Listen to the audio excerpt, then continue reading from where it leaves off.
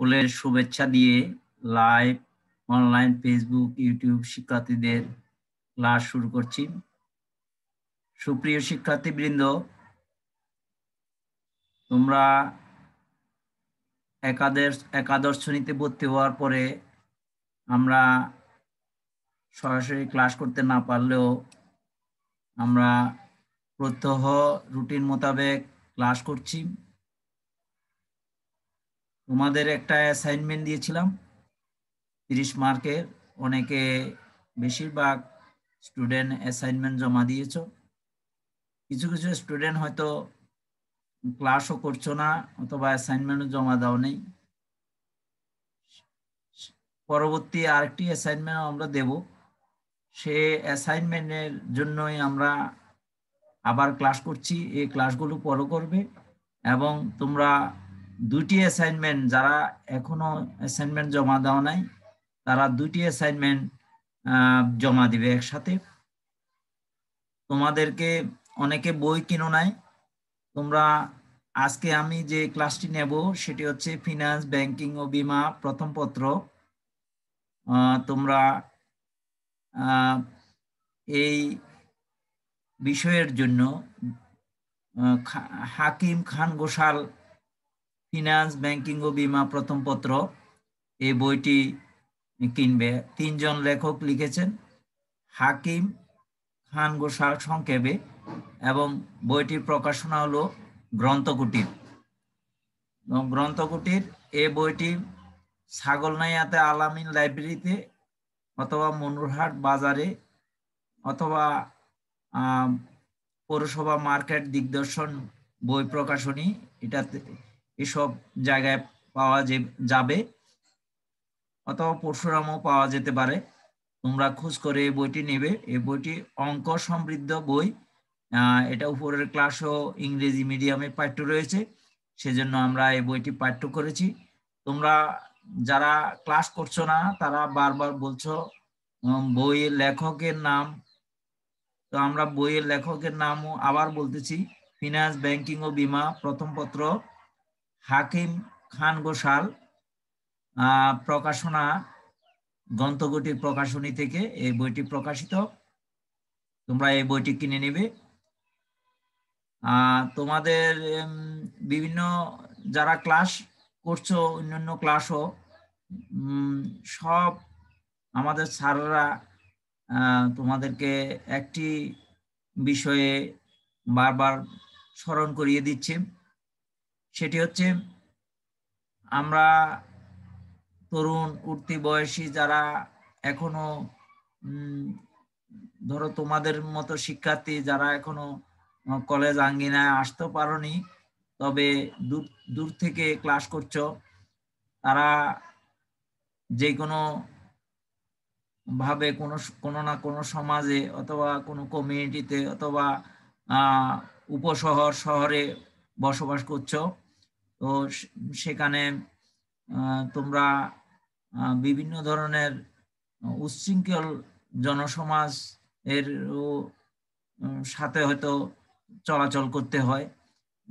সেখানে দেখবে অনেক লোক উচ্ছৃঙ্খলভাবে চলাচল করছে, যারা মাদকের সাথে সম্পৃক্ত। এছাড়া আমরা অনেক বয়োজ্যেষ্ঠ মাদক জাতীয় বিভিন্ন বিষয় গ্রহণ করে, তো যেটা স্বাস্থ্যের জন্য ক্ষতিকর। তোমরা এটা জানো, যারা মাদক গ্রহণ করে তাদের রোগ প্রতিরোধ ক্ষমতা কম হয়, তারা সহজে রোগে আক্রান্ত হয়। আর যারা মাদক গ্রহণ করে উঠতি বয়সে ইয়াং ছেলে মেয়েরা যারা মাদক গ্রহণ করে তারা বিভিন্ন অসুস্থতায় ভোগে। তাদের নিদ্রাজনিত সমস্যায় বেশি দেখা দেয়। যে যারা এটা গ্রহণ করে প্রথমে তাদের ভালো লাগলেও পরবর্তীতে এটা গ্রহণ না করলে তাদের ঘুম নিদ্রা কিছু হয় না, স্বাভাবিক অবস্থা তাদের থাকে না। সেজন্য তাদের শরীর মন মেজাজ ভালো থাকে না, তারা কোনো ভালো কাজ করতে পারে না, তারা সামাজিক ধর্মীয় এবং দেশের কল্যাণমূলক কাজে অংশগ্রহণ করতে ভয় পায়, লজ্জা পায়। তো তোমরা এই বিষয়ে সবসময় সজাগ থাকবে এবং মাদক থেকে দূরে থাকবে, মাদককে নাম বলবে। যারা মাদক গ্রহণ করে তাদের সংস্পর্শে যাবে না এবং তাদের সাথে চলাফেরা করবে না। যাই হোক, আমরা আমাদের আরেকটি বিষয় হলো, তোমরা সবসময় আমাদের ক্লাসের প্রতিটি ক্লাস খোঁজখবর নিবে এবং স্যারদের বিভিন্ন পরিচয়গুলো আমরা ক্লাসের সাথে সাথে পরিচয় দেব, সে পরিচয়গুলো লিখে রাখবে। অনেকে আমরা ক্লাসে উপস্থাপন করি, আমাদের নাম লিখে দিই, কিন্তু তোমরা অ্যাসাইনমেন্টে আমাদের নাম ভুলভাবে উপস্থাপন করো। আর ভুলভাবে নাম লিখলে অনেক সময় অ্যাসাইনমেন্ট ভালো মার্ক পাওয়া যায় না এবং স্যার এতে ক্ষুব্ধ হয়। তাহলে এইসব বিষয়গুলো চিন্তা ভাবনা করবে। আর অ্যাসাইনমেন্ট লিখতে গেলে প্রথমে অ্যাসাইনমেন্টের যে নিজের নাম, রোল নাম্বার, বিভিন্ন বিষয়গুলো ঠিক করে লিখবে।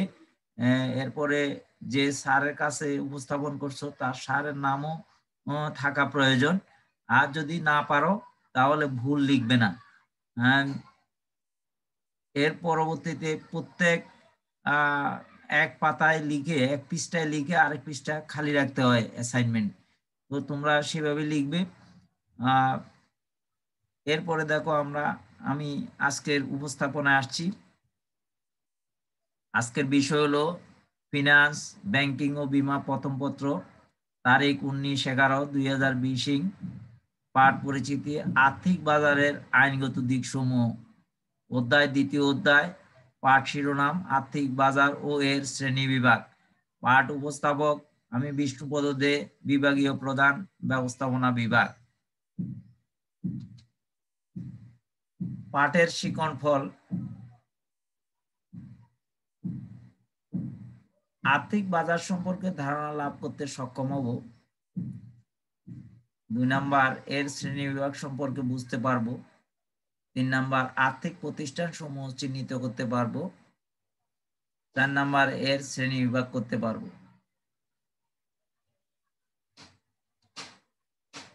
আর্থিক বাজার, সাধারণত আর্থিক বাজার থেকে মূলধন সংগৃহীত হয়। এক্ষেত্রে যে মূলধন সংগ্রহ করে এবং যে মূলধন যার প্রয়োজন, যে সমস্ত প্রতিষ্ঠানের মূলধন প্রয়োজন আর যে সমস্ত বিনিয়োগকারী, তাদের একটা মিলন স্থল হলো আর্থিক বাজার। তাহলে যে বাজার থেকে মূলধন সংগ্রহ, স্বল্প মেয়াদী দীর্ঘমেয়াদী মূলধন সংগৃহীত হয়, সে বাজারকে বলা হয় আর্থিক বাজার। তো আমাদের উপস্থাপনায় আমি লিখেছি, আর্থিক বাজার হলো মূলধন যোগানদাতা ও মূলধন সংগ্রাহকের মিলনস্থল। এখানে একজনের উদ্বৃত্ত অন্যের ঘাটতি পূরণে সহায়তা করে। Professor L.J. Gitman said, financial markets are forums in which suppliers of funds and demanders of funds can transact business directly. অর্থাৎ আর্থিক বাজার হলো একটি ফোরাম যেখানে তহবিলের সংগ্রহকারী ও যোগানদাতা সরাসরি লেনদেন করতে পারে। তাহলে আর্থিক বাজার, এখানে কোন ধরনের মূলধন সরবরাহ করবে আর্থিক বাজার থেকে সেটা এখানে উল্লেখ না থাকলেও আসলে 2 ধরনের মূলধন এই বাজার থেকে সংগৃহীত হয়। সেটি হচ্ছে, একটি হলো মুদ্রা বাজার, একটা মুদ্রা, আর একটি হলো মূলধন। তাহলে যে বাজার থেকে মুদ্রা এবং মূলধন দুই ধরনের অর্থ, অর্থাৎ স্বল্প মেয়াদী এবং দীর্ঘমেয়াদী অর্থ তহবিল সংগৃহীত হয়, সে বাজারকে বলা হয় আর্থিক বাজার। আর্থিক বাজারের শ্রেণীবিভাগ যদি করি, আর্থিক বাজার হতে স্বল্প মেয়াদী ও দীর্ঘমেয়াদী উভয় ধরনের তহবিল সংগ্রহের সুযোগ রয়েছে।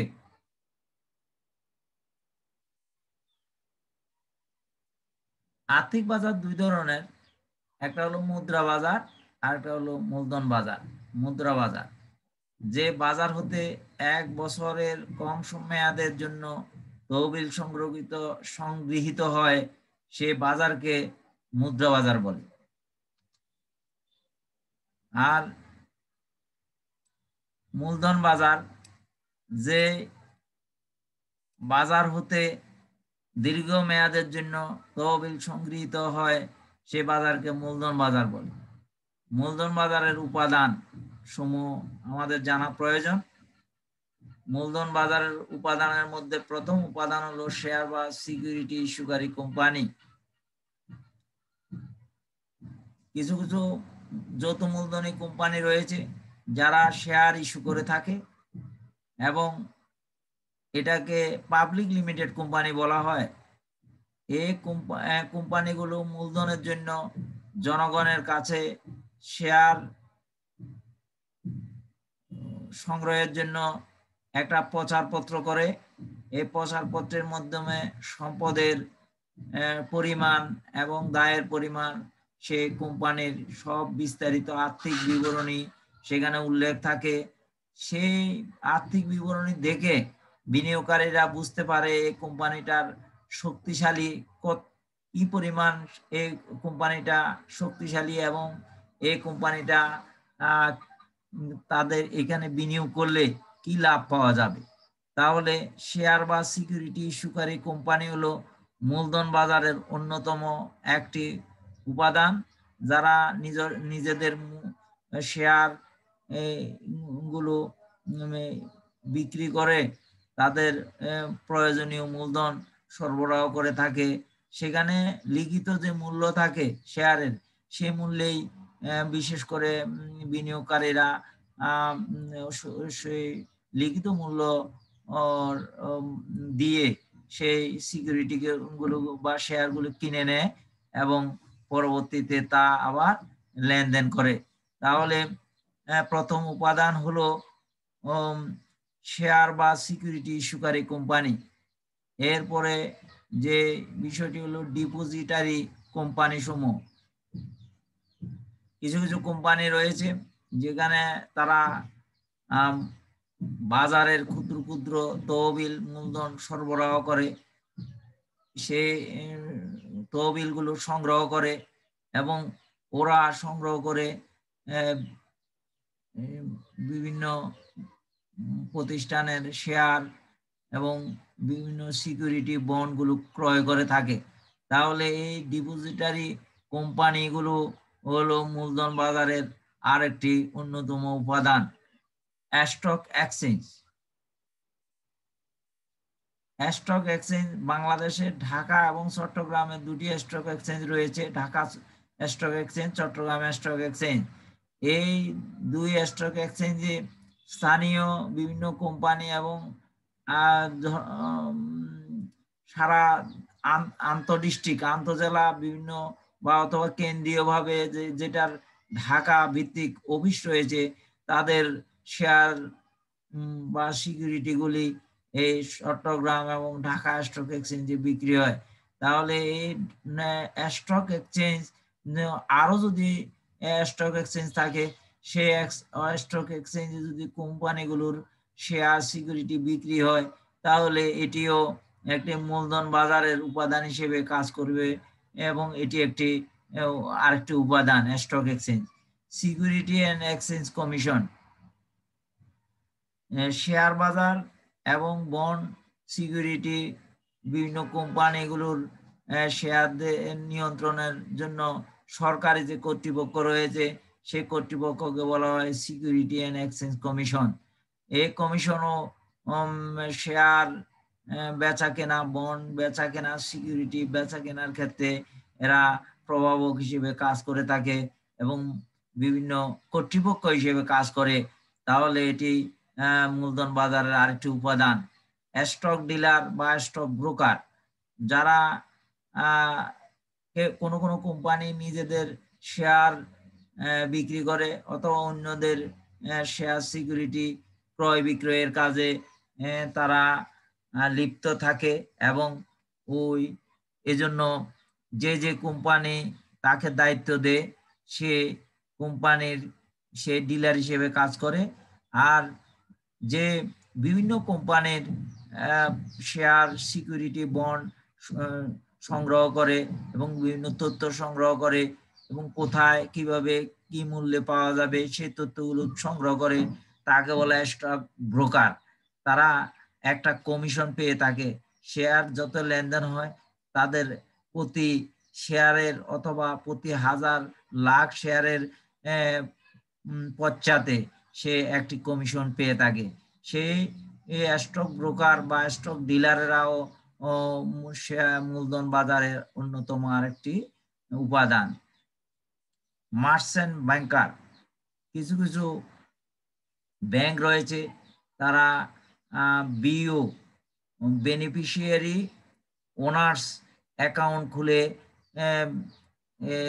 খোলার মাধ্যমে তারা শেয়ারের লেনদেন, শেয়ার থেকে যে সুবিধা পাওয়ার ক্ষেত্রে যে যে অর্থ পাওয়া যাবে যে হিসাবের মাধ্যমে ওই হিসাব খুলে দিয়ে তারা সহায়তা করে থাকে। এদেরকে মার্চেন্ট ব্যাংকার বলে। যে যে ব্যাংক এই শেয়ার বাজারের সাথে যুক্ত রয়েছে সেই ব্যাংকগুলো যারা বিনিয়োগকারী তাদের বিও অর্থাৎ বেনিফিশিয়ারি ওনার্স অ্যাকাউন্ট খুলে তাদেরকে সহায়তা করে।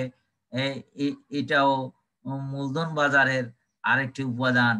ক্রেডিট রেটিং কোম্পানি, কিছু কিছু কোম্পানি রয়েছে মূলধন যারা যাদের যে সমস্ত কোম্পানির শেয়ার বিক্রয় করার জন্য বাজারে মুখোমুখি, তাদের যে যে বিনিয়োগকারী এই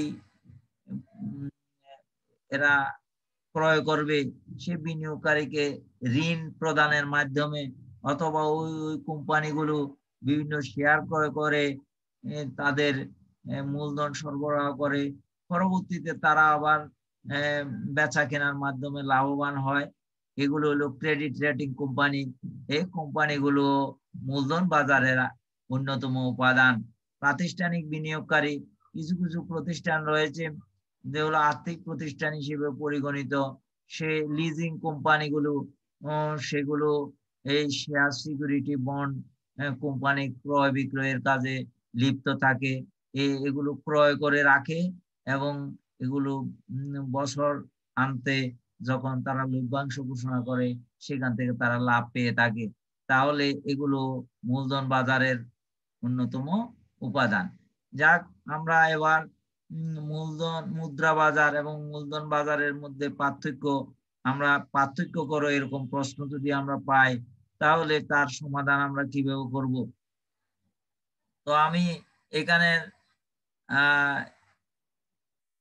রিপ্রেজেন্টেশন পাওয়ার প্রেজেন্টেশনের মাধ্যমে তুলে ধরছি, কিন্তু এটা তোমরা বইতে চার্টের মাধ্যমে পার্থক্য রয়েছে, সেখান থেকে সেভাবে শিখবে। আমি পাওয়ার প্রেজেন্টেশনে করার ঝামেলা জন্য আমি এখানে সরাসরি লিখেছি। প্রথম, মুদ্রা বাজার এবং মূলধন বাজারের মধ্যে যদিও দুটির উদ্দেশ্য এক ধরনের, তারা ব্যবসা বা বাণিজ্যিক কাজে তহবিল সরবরাহের ক্ষেত্রে এই দুই বাজার লিপ্ত থাকে, জড়িত থাকে, কিন্তু তবুও তাদের মধ্যে সুস্পষ্ট কিছু পার্থক্য রয়েছে।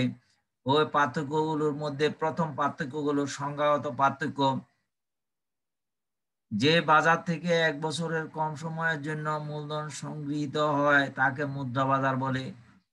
অপরপক্ষে যে বাজার থেকে দীর্ঘমেয়াদী তহবিল সংগৃহীত হয় তাকে মূলধন বাজার বলে।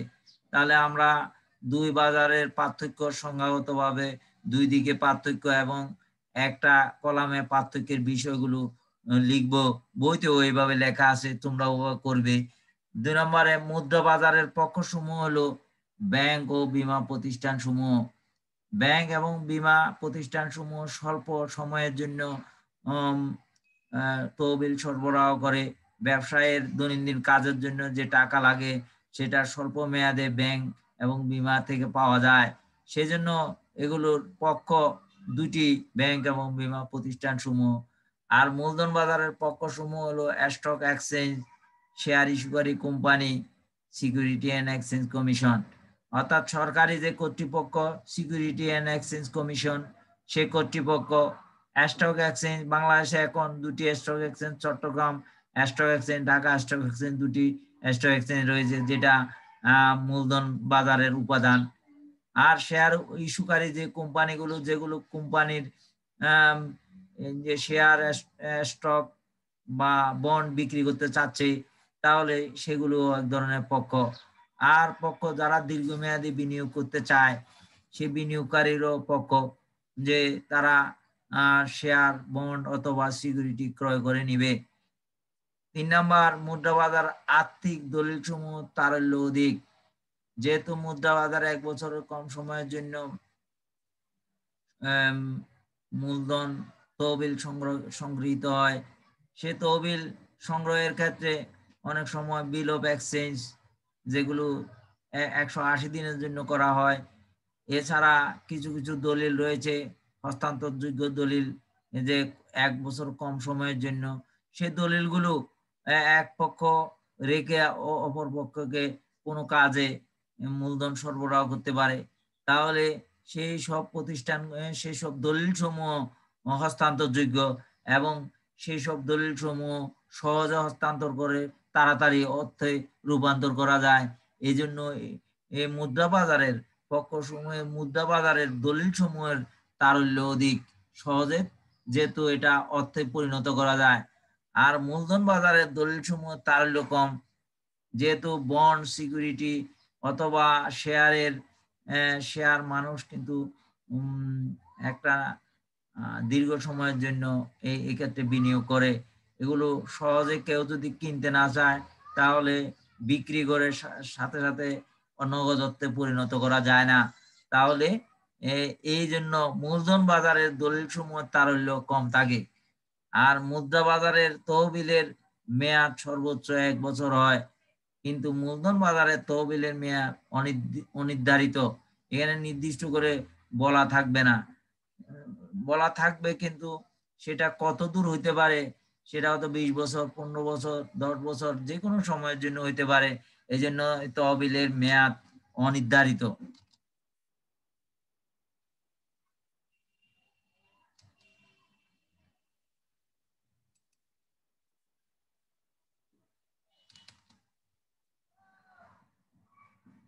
এখানে আরেকটি প্রশ্ন এভাবে আসতে পারে, প্রাথমিক বাজার ও মাধ্যমিক বাজারের পার্থক্য করো। তো আমরা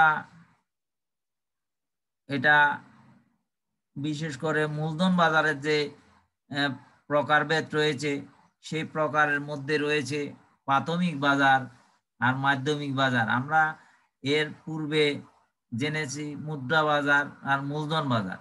আর মূলধন বাজারের দুটি ভাগ, একটি হলো প্রাথমিক বাজার আর একটি হলো মাধ্যমিক বাজার। তো আমরা এটার পার্থক্য আগের মতো করব, কিন্তু বইতে যে বিষয়গত পার্থক্য, প্রাথমিক বাজার, মাধ্যমিক বাজার, 3টি কলামে ভাগ করে এই বাজারগুলো করা আছে, সেগুলো বই থেকে আমরা সেভাবে শিখব। কিন্তু এখন আমি আমার সুবিধার্থে এটা সহজভাবে উপস্থাপন করছি। সংজ্ঞাগত পার্থক্য: প্রাথমিক বাজার, যে বাজারে কোম্পানি ও বিনিয়োগকারী প্রত্যক্ষ যোগাযোগের মাধ্যমে লেনদেন সংগঠিত হয়, তাকে প্রাথমিক বাজার বলে। আর মাধ্যমিক বাজার, স্টক ব্রোকারের মাধ্যমে যদি কোনো শেয়ার বা সিকিউরিটি লেনদেন করা হয়, তখন তাকে মাধ্যমিক বাজার বলে। 2 নাম্বার, সিকিউরিটি ইস্যুকারী ও বিনিয়োগকারীদের মধ্যে প্রত্যক্ষ লেনদেন হয় প্রাথমিক বাজারের ক্ষেত্রে। তাহলে এখানে যে সিকিউরিটি ইস্যুকারী, তার যে সিকিউরিটি বা শেয়ারের মূল্য যেরকম, সেই মূল্যটা সেখানে উল্লেখ থাকে, সেই মূল্য থেকে সে বেশি মূল্যে এই শেয়ার বিক্রি করে না, করলেও করতে পারে, কিন্তু সে এখানে করে না প্রাথমিক বাজারে। তারা বিনিয়োগকারীরা সে মূল্যে প্রত্যক্ষ লেনদেনের মাধ্যমে সেটা ক্রয় করে নিতে পারে। কিন্তু মাধ্যমিক বাজারের ক্ষেত্রে সিকিউরিটি ইস্যুকারী কোম্পানির সাথে সরাসরি বিনিয়োগকারীর লেনদেন হয় না। এই ক্ষেত্রে কোম্পানি বিভিন্ন প্রতিনিধি বা ডিলার অথবা ব্রোকার তাদের থেকে পছন্দ হলে তাদের থেকে শেয়ার বা সিকিউরিটি ক্রয় করা যায়। এক্ষেত্রে অনেক বেশি মূল্যেও ক্রয় করতে দেখা যায়। সম্ভাবনাময় অথবা যে সমস্ত প্রবৃদ্ধিশীল এরকম শেয়ার মূল্য দিন দিন বাড়ছে এরকম অনুমান করে অনেকে 100 টাকার শেয়ারকে 1000, 1500, 2000 টাকা মূল্যেও ক্রয় করতে দেখা যায়। তাহলে সেক্ষেত্রে কিন্তু মূল্যের উঠানামা হয় এবং বিনিয়োগকারী এবং কোম্পানির সাথে সরাসরি কোনো লেনদেন হয় না, মধ্যস্থ কারবারিদের মাধ্যমে এটা লেনদেন হয়ে থাকে। 3 নাম্বার, প্রাথমিক বাজারে লিখিত মূল্যে শেয়ার বা সিকিউরিটি ক্রয় বিক্রয় হয়, কিন্তু মাধ্যমিক বাজারে সিকিউরিটির মূল্য পরিবর্তিত হয়, সেখানে উঠানামা করে। মূল্যের উঠানামার কারণে সেই ক্ষেত্রে কিন্তু ঝুঁকিও রয়েছে। প্রাথমিক বাজারে বিনিয়োগের ঝুঁকি অপেক্ষাকৃত কম, কিন্তু মাধ্যমিক বাজারে শেয়ার বা সিকিউরিটির মূল্যের উঠানামা হয় বিধায় বিনিয়োগের ঝুঁকি রয়েছে। আর প্রাথমিক বাজারে তথ্যের প্রভাব কম, কিন্তু মাধ্যমিক বাজারে তথ্যের প্রভাব বেশি পরিমাণে বিদ্যমান। কারণ প্রাথমিক বাজারে যেহেতু কোম্পানি এবং বিনিয়োগকারী সরাসরি সেখানে একটা নির্দিষ্ট মূল্যে তাদের শেয়ার সিকিউরিটি গুলো বিক্রি হয়, সেই ক্ষেত্রে তারা দেখে শুনে সেখানে বাজার থেকে শেয়ার সিকিউরিটি ক্রয় বিক্রয় করা যায়। কিন্তু মাধ্যমিক বাজারের ক্ষেত্রে বিভিন্ন তথ্য, কোন কোম্পানির শেয়ার বেড়ে যাচ্ছে শেয়ারের দাম, কোন কোম্পানির শেয়ার বাজারের সংকট, সেই বিভিন্ন তথ্যের উপর নির্ভর করে সেখানে মূল্যের দরপতন হয় এবং মূল্যের ঊর্ধ্বগামী হয়। সেই ক্ষেত্রে এই জন্য তথ্যের প্রভাব মাধ্যমিক বাজারের ক্ষেত্রে সবচেয়ে বেশি। তাহলে প্রাথমিক বাজার মাধ্যমিক বাজারের ক্ষেত্রে 5টি পার্থক্য বিশেষভাবে পরিলক্ষিত হয়, তবে বাস্তব অবস্থার পরিপ্রেক্ষিতে অন্য যে কোনো যুক্তিসঙ্গত পার্থক্য থাকতে পারে। আমরা ক্লাসটিকে আরো একটু দেখে নেব আবার।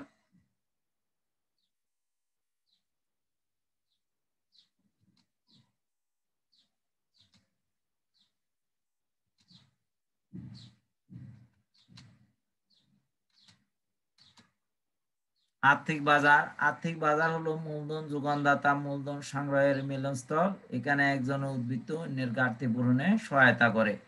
Professor L.J. Gitman said financial markets are forums in which suppliers of funds and demanders of funds can transact business directly. অর্থাৎ আর্থিক বাজার হলো একটি ফোরাম যেখানে তহবিলের সংগ্রহকারী বা যোগানদাতা সরাসরি লেনদেন করতে পারে।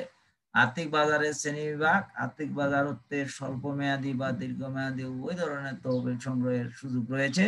আর্থিক বাজার দুই ধরনের, মুদ্রা বাজার ও মূলধন বাজার। মুদ্রা বাজার যে বাজার হতে 1 বছরের কম মেয়াদের জন্য তহবিল সংগৃহীত হয় সে বাজারকে বলা হয় মুদ্রা বাজার।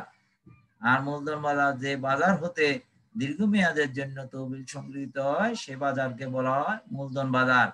মূলধন বাজারের উপাদান সমূহ শেয়ার বা সিকিউরিটি ইস্যুকারী company, depository company, stock exchange, security and exchange commission, stock dealer ও stock broker, merchant banker, credit rating company, প্রাতিষ্ঠানিক বিনিয়োগকারী। মুদ্রা ও মূলধন বাজারের মধ্যে পার্থক্য করো। সংজ্ঞাগত পার্থক্য: যে বাজার হতে 1 বছরের কম সময়ের জন্য মূলধন সংগৃহীত হয় তাকে মুদ্রা বাজার বলে। অপরপক্ষে যে বাজার থেকে দীর্ঘমেয়াদী তহবিল সংগৃহীত হয় তাকে মূলধন বাজার বলে। মুদ্রা বাজারের পক্ষসমূহ হলো ব্যাংক ও বীমা প্রতিষ্ঠান সমূহ। মূলধন বাজারের পক্ষসমূহ হলো স্টক এক্সচেঞ্জ, শেয়ার ইস্যুকারী company, security and exchange commission. মুদ্রা বাজার আর্থিক দলিল সমূহের মধ্যে তারল্য অধিক, মূলধন বাজারের দলিল সমূহের তারল্য কম থাকে। মুদ্রা বাজারে তহবিলের মেয়াদ সর্বোচ্চ 1 বছরের জন্য হয়। মূলধন বাজারে তহবিলের মেয়াদ অনির্ধারিত হয়। প্রাথমিক বাজার মাধ্যমিক বাজারের মধ্যে পার্থক্য করো। সংজ্ঞাগত পার্থক্য: প্রাথমিক বাজার যে বাজারে কোম্পানি বিনিয়োগকারী প্রত্যক্ষ যোগাযোগের মাধ্যমে লেনদেন সংঘটিত হয় সেই বাজারকে বলা হয় প্রাথমিক বাজার। আর স্টক ব্রোকারের মাধ্যমে যদি কোনো শেয়ার বা সিকিউরিটি লেনদেন করা হয় তখন তাকে মাধ্যমিক বাজার বলে।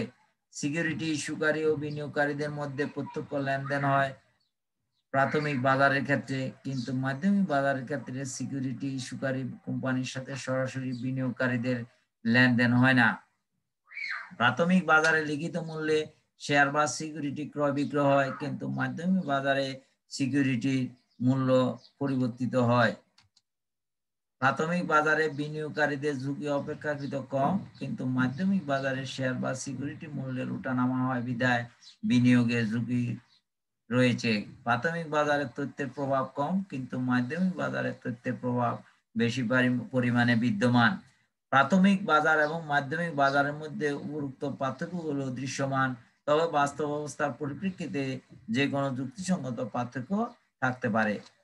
তো সবাইকে আবারও ফুলের শুভেচ্ছা দিয়ে শেষ করছি।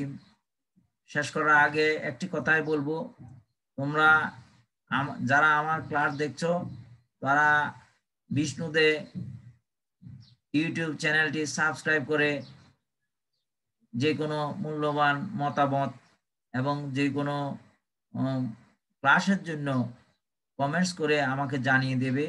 এবং এই ক্লাসটি আমি ফেসবুকে আমাদের পেজে আমি এটা উপস্থাপন করব। তোমরা স্রষ্টা তোমাদের কল্যাণ করুন। তোমরা ভালো থেকো।